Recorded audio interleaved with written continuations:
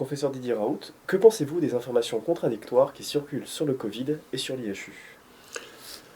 Écoutez, pour mettre les choses en perspective, si vous voulez, nous, on a créé notre chaîne qui s'appelle On a le droit d'être intelligent, parce qu'on pensait que ce qui circulait dans l'information générale était ni toujours exact, ni toujours intelligente. Et que donc, on a décidé de faire notre chaîne pour ceux qui ont envie d'avoir des informations à la source, faites par des gens qui sont des vrais scientifiques, et pas par des gens qui sont excités par le buzz, ou par le scoop, ou par... parce que tout ça ne tient pas à longue échéance, et que d'ailleurs, le journalisme n'est pas fait pour véhiculer des données qui tiennent à longue échéance, mais qui tiennent au jour le jour, comme leur nom l'indique. Et donc, si je vous donne quelques exemples de choses qui justifient le fait qu'on ait ce type d'information, d'abord, je veux dire à tout le monde, je n'ai pas de Facebook, donc tous les Facebook qui ont mon nom sont tous faux par définition. Deuxièmement, c'est très intéressant parce que vous savez, j'ai déjà décrit les pieds nickelés qui font de la science, les Marx Brothers qui font de la science. Là, c'est Riri, Fifi et Loulou, les neveux de Donald qui font de la science, les petits jeunes. Je ne sais pas très bien de quoi ils parlent, et qui ont expliqué que dans notre première étude, où nous n'avons pas du tout étudié la mortalité, nous n'avons pas considéré que l'hydroxychloroquine changeait la mortalité, parce que personne n'est mort, ni dans le groupe chloroquine, ni dans l'autre, bien entendu, puisque l'objectif de ce travail était de regarder la durée du portage viral. Donc ça fait le buzz, parce que les journalistes ne vérifient rien du tout, parce que les gens disent, tenez, monsieur Raoult connaît, en pratique, si vous voulez, on en est à, je ne sais pas combien, 15 000 personnes qui ont été traitées par l'hydroxychloroquine en continu. On est en train de préparer 2 énormes travaux, l'un sur les gens traités en ambulatoire, plus de 11 000 personnes, l'autre sur les patients traités en hospitalisation, et sur les gens qui sont traités en ambulatoire, vous voyez, sur 11 234 personnes qui ont été traitées en ambulatoire, voilà, ça c'est la mortalité, ça c'est une personne. Et donc, la mortalité concerne essentiellement les gens qui ont plus de 89 ans. D'accord, ça c'est tout en ambulatoire, et ça correspond à 1 pour 1000 des gens que nous avons soignés ici. Donc, on n'est pas prêt d'abandonner, on n'est pas prêt de changer. C'est pareil sur les gens qui sont passés en réanimation après être passés ici en ambulatoire et avoir reçu un traitement. Donc, tout ceci est extrêmement faible.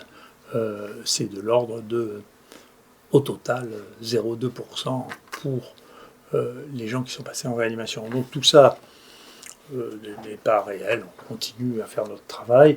Le deuxième bruit qui circule, c'est que c'est en France qu'on aurait séquencé les premiers génomes de ce Covid. C'est pas vrai, bien sûr, c'est les Chinois qui ont fait ça à une vitesse folle. Et il y a un élément, mais je pense que le pays s'en est rendu compte, le président de la République s'en est rendu compte, et qu'il lance un programme d'équipement. La France est profondément sous-équipée. Elle était sous-équipée en termes de radiologie, ça m'a valu les foudres des radiologues quand j'ai dit ça, mais il suffit de regarder le niveau moyen d'équipement de la France à côté des pays riches, qui est beaucoup plus faible que les autres, et elle est très faiblement sous-équipée en séquenceurs. Moi, mon premier séquenceur automatique date de 1992. Et depuis, on n'a pas arrêté à chaque fois d'acheter les séquenceurs les plus nouveaux. Moi, mon ami, l'homme que je respecte le plus en Afrique, qui est Mouyembe, qui travaille sur Ebola à Kinshasa, a un séquenceur automatique, et il séquence toutes les souches d'Ebola qu'il reçoit directement. Mais il y a plus de la moitié des CHU qui ont fait une enquête qui n'ont pas un séquenceur automatique. Donc l'état d'équipement de ce pays est pitoyable. Et donc... Et si vous dites, nous, effectivement, on a séquencé tout ce qu'on pouvait séquencer, 30% des bactéries isolées une fois chez l'homme ont été pour la première fois séquencées ici, on séquence tout. Eh bien, il y avait une hostilité en France de la part de microbiologistes qui étaient déterminants dans les prises de décision contre la génomique, et c'est des choses qui se payent pendant des décennies. Donc il est temps de revenir, si vous voulez, à une véritable politique d'équipement. Le niveau des équipements scientifiques dans ce pays, dans le domaine biomédical, est beaucoup trop faible, et en particulier dans les CHU. J'espère que ça se corrigera. Moi, j'avais attiré l'attention il y a 20 ans sur le fait que le niveau d'équipement pour manipuler les bactéries pathogènes était indécent.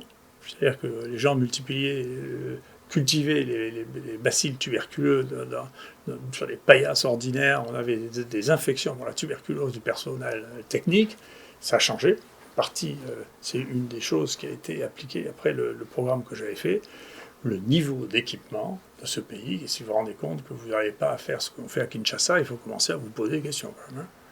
Donc il est temps de jaillir sur la technique parce que les modifications majeures que nous avons eues sur la prise en charge sont venues, de molécules anciennes, dont l'hydroxychloroquine, dont les antibiotiques, peut-être d'autres, comme l'ivermectine, peut-être la cyclosporine, et pas de médicaments nouveaux, et de technologies nouvelles. Comment on détecte la baisse de l'oxygène, comment on détecte les troubles cardiaques, comment on détecte les troubles de la respiration. Ça, c'est de la technologie, et comment on fait de la séquence extrêmement rapidement. Voilà, donc, encore une fois, il faut être attentif. Si nous faisons, une émission hebdomadaire, c'est justement pour essayer de transmettre des choses que nous voyons, que nous analysons. Je rappelle que c'est nous qui publions le plus de très très loin sur le Covid en France, très loin. Donc, les données scientifiques, les autres, je ne veux pas nommer les collègues, mais ils en sont à publier 2 ou 3 fois leurs mêmes études dans des journaux différents. Si vous voulez, on n'est pas là, on n'a même pas publié tout ce qu'on a. On a des difficultés, tellement de données qu'on n'avait pas tous les publiés. Donc, il faut faire attention de ne pas s'emballer à chaque fois qu'il y a un gamin qui dit « Regardez, M. Raoult a dit une bêtise ». Et puis, de toute manière, le sens de la lutte contre cette maladie, c'est pas que j'ai dit ou pas dit une bêtise. Le principe, c'est est-ce qu'on s'organise, est-ce qu'on soigne les gens, est-ce qu'on s'en occupe, est-ce que les décisions sont prises de manière idéologique ou est-ce qu'elles sont prises d'une manière qui est rationnelle, médicale. Et c'est la seule chose qui compte. Voilà. Concernant les variants, qu'est-ce qui explique leur émergence ? Alors, vous voyez sur cette image-là, nous avons représenté, voilà, ça c'est une des protéines très très importantes, qu'on appelle spike, avec une zone RBD qui est la zone qui vient se coller sur la cellule pour rentrer. C'est la zone sur laquelle les anticorps ou l'immunité vient se mettre. Et donc, vous voyez, on a mis ici toutes les mutations qui sont apparues dans cette zone et qui posent des problèmes, d'une part sur l'activité elle-même du virus et éventuellement sur sa résistance à l'immunité naturelle et peut-être à l'immunité vaccinale. Donc c'est le point chaud de ce virus qui est un point extrêmement important. Alors qu'est-ce qui s'est passé pour les mutants ? Il y a 2 choses, comme j'ai dit, je vous suggère de regarder le séminaire qui a été fait ici chez nous sur le vison pour vous expliquer pourquoi ça s'est passé et comment ça s'est passé, comment c'était en partie évitable, ou au moins ça aurait pu être arrêté plus tôt, puisqu'on a su qu'il y avait une épidémie chez les visons en juin.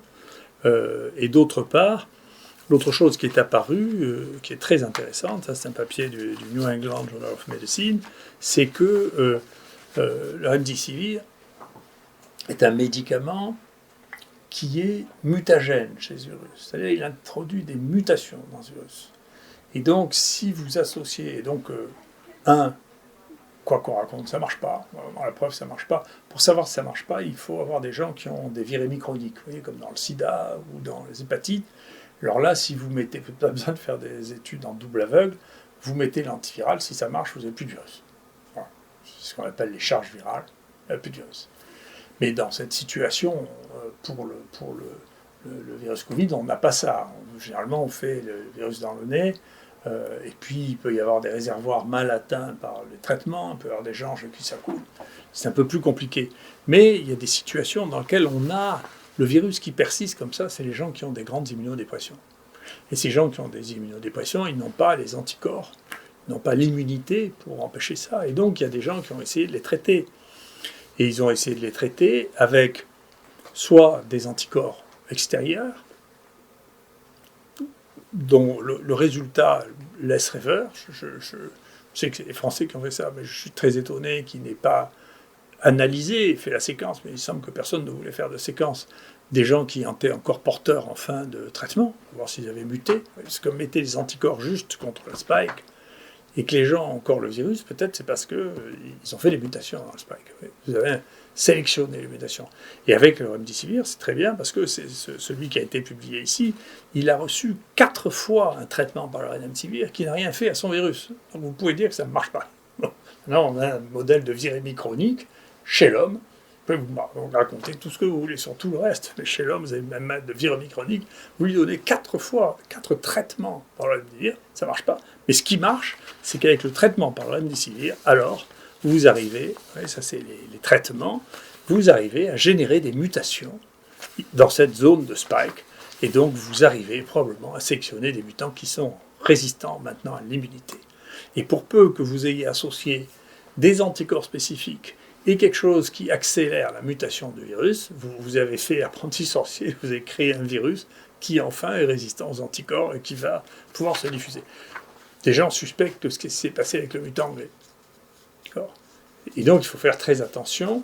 Cela aurait dû faire partie des critères de pharmacosurveillance, vous voyez, plutôt que de se rendre fou avec l'hydroxychloroquine, qui est prescrite depuis 70 ans sans problème, de dire vous avez plus d'ennuis avec un produit que vous ne connaissez pas qu'avec un produit que vous connaissez et qui a été distribué à 2 milliards de personnes. Le jour où on rentrera ça dans la tête des gens, on aura fait un progrès considérable. Donc, il y a plus d'inconnus. C'est pour ça qu'on a besoin d'un truc intelligent. On a plus d'inconnus avec quelque chose qu'on ne connaît pas, qu'avec quelque chose qu'on connaît. Ça paraît évident, mais c'est pas ce qui a été fait.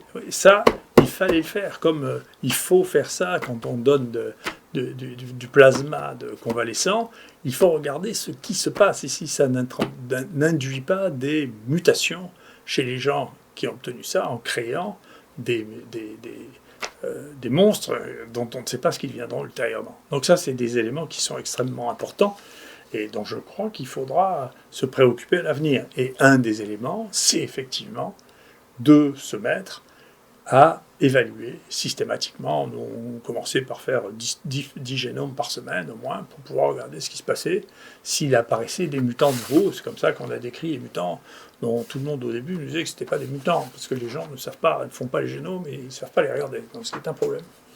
Donc nous, on est en plein mutant 4 pour lequel on a fait là aussi ce qu'on appelle le VARC4. On a fait un test diagnostique qui permet de dire que c'est ça. Il fait encore peut-être 80% des cas que nous avons, quelques autres, et puis bien sûr, avec ce mutant anglais qui est arrivé, sont arrivés des gens qui venaient d'Angleterre.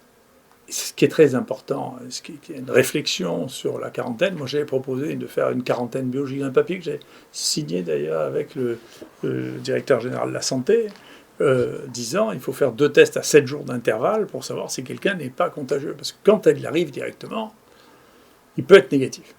Et donc c'est arrivé avec les gens qui sont arrivés d'Angleterre. Leurs 2 premiers tests étaient négatifs, puis ils sont revenus. Il s'est passé toutes sortes d'événements parce que c'était entre Noël et le jour de l'an. Et qu'ils sont revenus juste avant la fermeture de la frontière avec l'Angleterre. Et du coup, effectivement, on a une dizaine de gens qui sont positifs. Mais à cette occasion-là, bien sûr, on a fait le génome. Et puis, on a mis au point une technique qui est maintenant, qu'on va mettre en ligne, que tout le monde pourra reprendre avec une PCR et une sonde, ce qui permet d'avoir ce qu'il y a de plus sensible dans ce que l'on connaît actuellement pour détecter le virus. Après, on pourra toujours le séquencer, mais l'association de sondes avec des amorces permet d'avoir quelque chose de beaucoup plus spécifique et de beaucoup plus sensible. Et du coup, on a retesté les gens qui étaient arrivés depuis début janvier pour diagnostic et qui n'étaient pas le 4, celui qui circule le plus. Et dedans, on a trouvé 2 Libanais. Et on sait qu'au Liban, maintenant, il y en a qui a beaucoup circulé. On a trouvé quelqu'un qui est allé passer les fêtes à Dubaï. D'accord. Et on a trouvé 2 autres sur lesquels on est en train d'essayer de tracer la source de la contamination. Bien sûr, on a transmis ça à nos autorités et on a mis à la disposition de tous ceux qui le souhaitent les amorces et les sondes qu'on a mis au point, dont on est très content et dont on donnera les résultats complets de l'évaluation très rapidement. On est en train d'écrire ce papier rapidement. Donc, encore une fois, les outils sont beaucoup plus importants que les verbiages. Donc il faut avoir des outils, il faut analyser les choses. Quand on est dans une situation inconnue, il faut essayer d'augmenter sa connaissance plutôt que de dire des bêtises. Là, c'était une autre bêtise Alors, je me fiche un peu de ce que les gens racontent, mais enfin j'étais ennuyé que la Société de pathologie infectieuse de langue française me traite de charlatan, et du coup ils font des questions-réponses sur leur site, et je ne sais pas si c'est Riri, Fifi et Loulou qui répondent là aussi, mais il y a quelqu'un qui leur a dit, est-ce que l'ARN messager du vaccin peut être transformé en ADN et intégré dans le génome? Ils ont dit, mais non, c'est impossible, puisque on sait très bien qu'il y a un flux continu ADN, ARN et protéines chez les hommes, et il n'y a pas de transcriptase inverse comme le virus, ce qu'il faut. Et on sait ça depuis 1989, c'est-à-dire ça fait 32 ans qu'il y a une réponse à ça, que les gens qui répondent sur la SPIF ne connaissent pas. Donc il faut faire attention. L'autorité ne donne pas la connaissance. La connaissance, c'est la connaissance. On fait la bibliographie, on sait de quoi on parle. Pour quand les gens posent des questions, on leur répond des bêtises. C'est Riri, Fifi et Loulou font de la science. Hein. Donc on aura tout vu. Maintenant, c'est une autre étape, vous voyez. Et donc, et c'est Riri, Fifi, Loulou aussi qui analyse mes études pour dire qu'il n'y a pas de mort il n'y a pas de bénéfice sur la mort dans une étude où il n'y avait aucun mort dans aucun des bras. Ce qui est vrai, il n'y a aucun bénéfice sur la mort, il n'y a pas de mort du tout. Donc tout ça est ridicule. C'est pas très grave, moi personnellement, ça m'indiffère, mais ça montre toute la nécessité qu'il y a à avoir une communication avec des choses qui sont réelles, basées sur le fait que ici on a pris en charge entre 13 000 et 14 000 personnes qu'on a soignées. On a fait 300 000 tests, on a fait des milliers de génomes, on a fait plus de 2500 génomes actuellement, au moment où personne ne pensait que c'était nécessaire. Hein. Donc, globalement, on a des données, et nous, ce que l'on fait, c'est constater les données, c'est diffuser les réponses aux données, arrêter de faire croire que j'ai prédit des choses ou que j'ai dit qu'il se passerait ceci ou cela, parce que c'est pas mature. Je commence généralement, quand on me pose une question, par dire je ne sais pas, et après pour dire parmi les hypothèses, ou l'hypothèse qui me paraît la plus vraisemblable, c'est celle-là. C'est ce que j'enseigne à mes étudiants depuis 40 ans. Je ne vais pas changer, à moins de devenir gâteux. Voilà. Merci beaucoup.